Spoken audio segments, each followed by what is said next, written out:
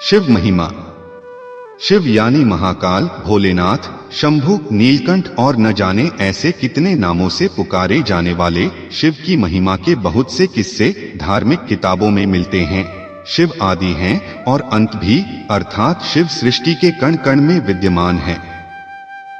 शिव महिमा से कोई व्यक्ति अछूता नहीं है और इसी चमत्कार को चित्रित करने के लिए यह कहानी लिखी गई है जो आपको धार्मिक ज्ञान के सागर में स्नान करने को विवश कर देगी।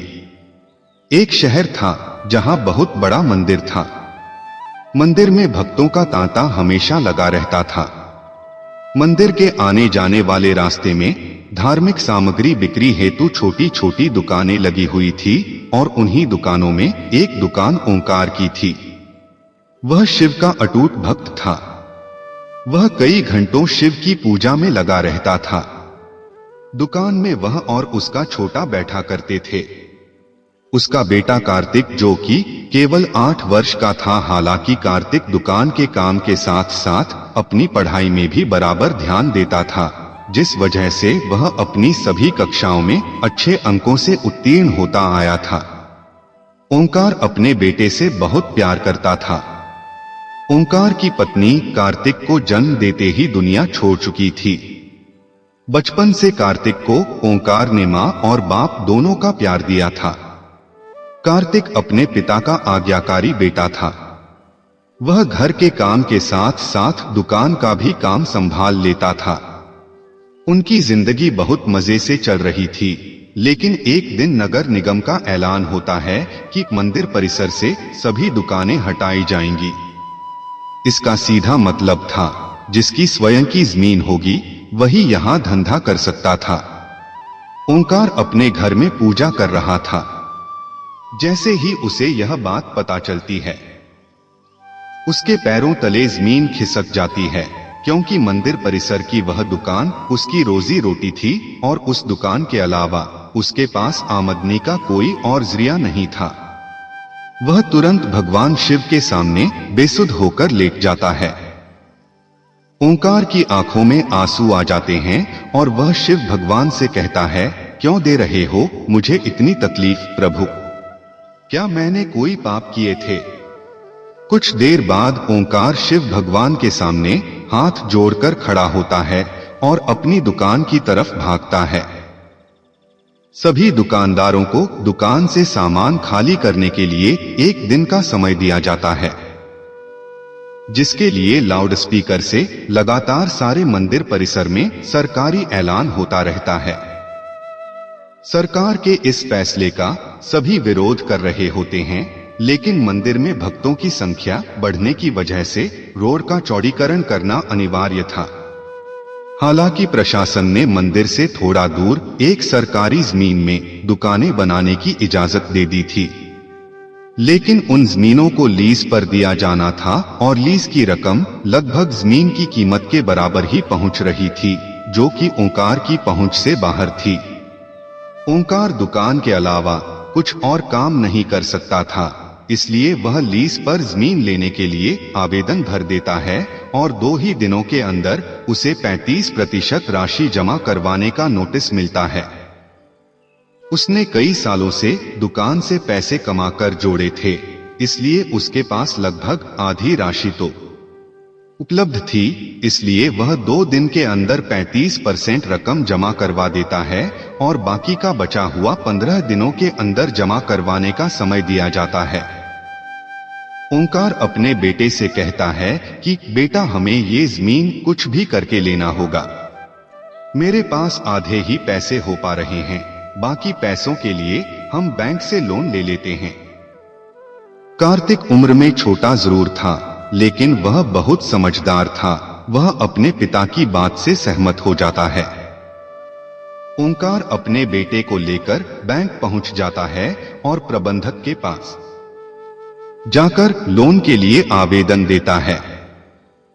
बैंक प्रबंधक उससे कहते हैं कि हम आपको बैंक लोन तभी दे सकते हैं जब कोई ऐसा व्यक्ति आपकी गारंटी दे जिसका खाता हमारे बैंक में हो।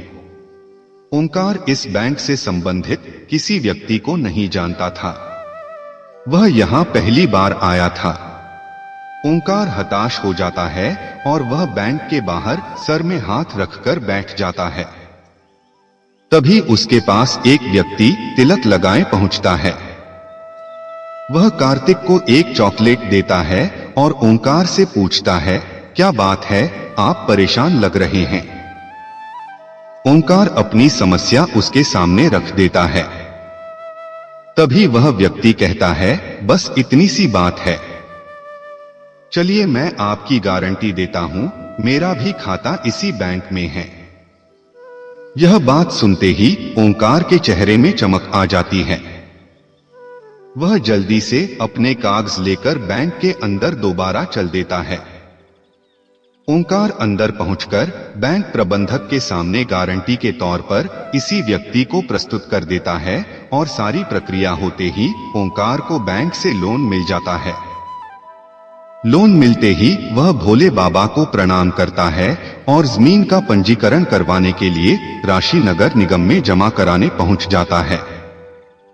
राशि जमा होते ही ओंकार को जमीन दे दी जाती है। 2 दिनों के अंदर ओंकार लकड़ी की दुकान बनवा लेता है। ओंकार दुकान के अंदर सबसे पहले शिव की मूर्ति स्थापित करता है और इसके बाद अपने धंधे की शुरुआत कर देता है।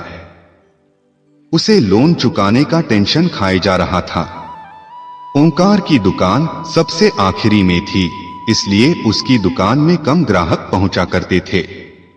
वह इतना भी पैसा नहीं कमा पा रहा था कि उसके प्रतिदिन के खर्चे पूरे हो सकें। ओंकार परेशान रहने लगा। एक दिन उसकी दुकान में वही व्यक्ति फिर से आते हैं जिन्होंने बैंक में उसे लोन की गारंटी दी थी।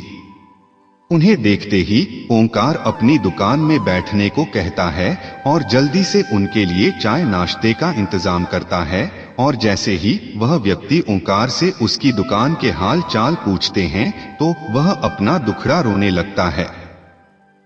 वह व्यक्ति शिव की मूर्ति को नीचे रखे देख ओंकार से कहते हैं, तुमने शिव भगवान को ऐसे क्यों स्थापित किया है? उनके लिए छोटा सा मंदिर बना लो, तुम्हारा कल्याण हो जाएगा। और इतना कहकर वह वहां से चले जाते हैं। ओंकार उस व्यक्ति के जाते ही अपने काम में लग जाता है। 1-2 महीने के अंदर ओंकार की हालत बदतर होने लगती है। वह कर्ज में डूबता जा रहा था, लेकिन इसके बावजूद वह शिव की पूजा में उतना ही समय देता था जितना हमेशा से देता आया था। एक दिन वह थोड़ा जल्दी दुकान पहुंच जाता है और दुकान की साफ सफाई करने लगता है। ओंकार को अचानक उस व्यक्ति की बात याद आती है कि शिव के लिए छोटा सा मंदिर बना लो। तभी ओंकार कुछ मजदूरों को बुलाकर दुकान के कोने में छोटा सा मंदिर बनवाने के लिए गड्ढा खुदवाने लगता है, लेकिन बहुत प्रयास करने के बाद भी उस जगह पर गड्ढा नहीं हो रहा होता और जब मिट्टी हटाकर मजदूर देखते हैं तो वह दंग रह जाते हैं। उन्हें एक विशाल शिवलिंग का ऊपरी हिस्सा दिखाई दे रहा होता है और जैसे ही वह किनारे किनारे मिट्टी हटाते हुए गहराई तक जाते हैं तो सभी के पसीने छूट जाते हैं, क्योंकि यह कोई साधारण शिवलिंग नहीं था। इसका आकार बहुत विशाल था और इसका पत्थर फौलाद से भी मजबूत था। शिवलिंग निकलते ही दुकान के चारों तरफ से हजारों लोगों की भीड़ जमा हो जाती है। दूर दूर से लोग वहां शिवलिंग देखने पहुंच जाते हैं। शिव की इतनी बड़ी मूर्ति जमीन के अंदर से निकलते ही खनिज विभाग के लोग उसे जब्त कर लेते हैं। शिवलिंग को मंदिर की संपत्ति मानकर मंदिर में स्थापित कर दिया जाता है, लेकिन मूर्ति निकलने की वजह से ओंकार की दुकान की कीमत आसमान छूने लगती है। सभी ग्राहक उसी दुकान से सामान लेने के लिए लाइन लगाने लगते हैं। दरअसल लोग उस जमीन को शिव जन्मभूमि का अंश समझने लगे थे। शिव महिमा ने ओंकार का जीवन बदल दिया था और इसी के साथ यह कहानी समाप्त हो जाती है।